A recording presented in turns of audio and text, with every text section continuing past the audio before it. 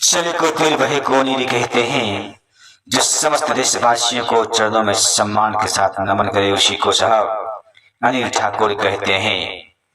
मैं सबसे पहले 26 जनवरी गणतंत्र दिवस के समस्त देशवासियों को बहुत बहुत शुभकामनाएं देता हूँ। 26 जनवरी गणतंत्र दिवस आ गया है, सेलिब्रेट करने का दिन। कदम से कदम मिलाकर हिंदू मुस्लिम सिख ईसाई हम सब हैं भाई भाई। ये दिन का बेसब्री से हम सबों का इंतजार रहता है। हिंदू मुस्लिम सिख ईसाई सब अलग अलग त्योहार मनाते हैं, लेकिन जो दो त्योहार है हम सब मिलकर कदम से कदम मिलाकर, चाहे हिंदू हो मुस्लिम हो सिख हो ईसाई हो, कदम से कदम मिलाकर इस झंडे को तिरंगे को सलाम और सैल्यूट करते हैं, क्योंकि ये तिरंगा हमारी शान है, हमारी पहचान है, हिंदुस्तानियों की ईमान और सम्मान है। वैसे तो आजादी 15 अगस्त 1947 को मिल चुका था, लेकिन पूर्ण रूप से आजादी देखा जाए तो 26 जनवरी 1950 को हुआ था।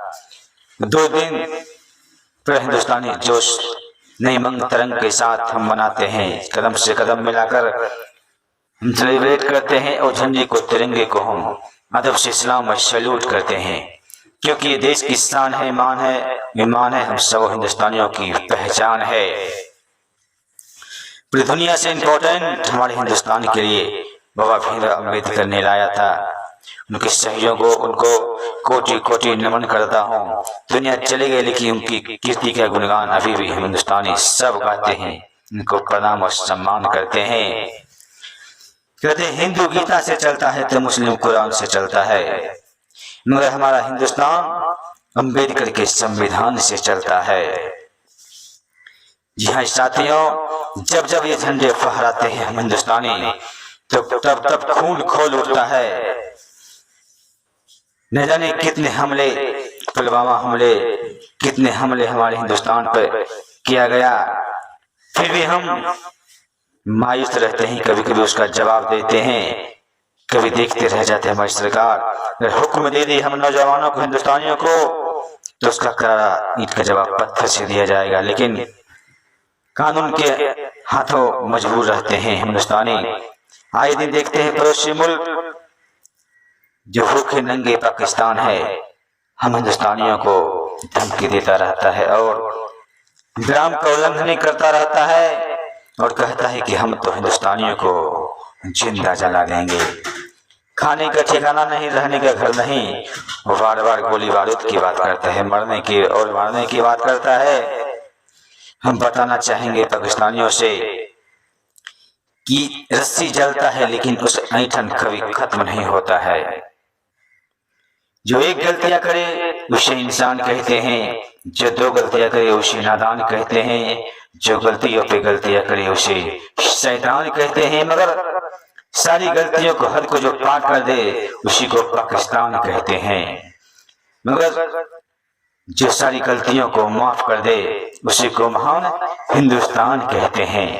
मुझे लगता होगा कि हम हिंदुस्तानी उससे डर गए हैं, लेकिन शायद वो भूल गया है कि हमें हुक्म कर दे सरकार, यहाँ का नौजवान उसके घड़े में घुसकर पूरी दुनिया से नक्शे से पाकिस्तान को गायब कर देंगे। इतनी कैपेसिटी है, हाथ ही काफी है उसके लिए, हथियार की जरूरत ही नहीं पड़ेगी।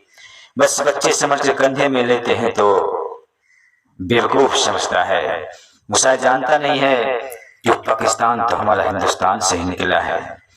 बाप बाप वो होता है और बेटा बेटा ही होता है। साथियों, फिर से गणतंत्र दिवस के समस्त देशवासियों को ढेर सारी शुभकामनाएं देता हूँ। हमारी जाति, मजहब, रंग रूप, वेशभूषा, चाल चलन, बात विचार अलग है, हम अनेकता में भी एकता है। हम गर्व से कहते हैं कि हम भारत माँ के सपूत और सच्चा हिंदुस्तानी, हम सब भारत माँ के लाल हैं, सपूत हैं, चाहे हिंदू हो या मुस्लिम हो, सिख हो या ईसाई हो, हम सब एक हैं, हम सब एक थे और एक ही रहेंगे। तालियां बजाने की इजाजत किसी से ली नहीं जाती, ये वतन की मोहब्बत है साहब, ये किसी से पूछकर की नहीं जाती। खून जब खोल उठता है तो तिरंगे को सलाम करते, न जाने हमारे हमारे कितने नौजवान शहीद हो गए। जो तिरंगे देख रहे हैं आप, हम ये खैरात में नहीं मिली है, न जाने कितनी खून की नदियां बह गई है। कितने हमारे महान पुरुषों ने जीवन की आहुति दे दी, वो दुनिया से चले गए, लेकिन सौभाग्य प्राप्त करके हमें छोड़ गए। ये शुभ दिन देखते हैं और सलाम सैल्यूट करते हैं, उनको नमन करते हैं।